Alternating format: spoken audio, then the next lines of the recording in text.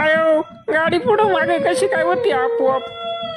अहो साहेब बस होत असेल तुम्हाला.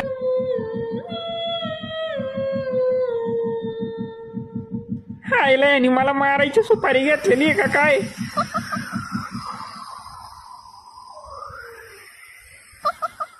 अरे कुत्र्या जांभळे देतोय का मला घाबरवतोय. अहो साहेब घाबरू नका, मोबाईलची रिंगटोन आहे माझ्या.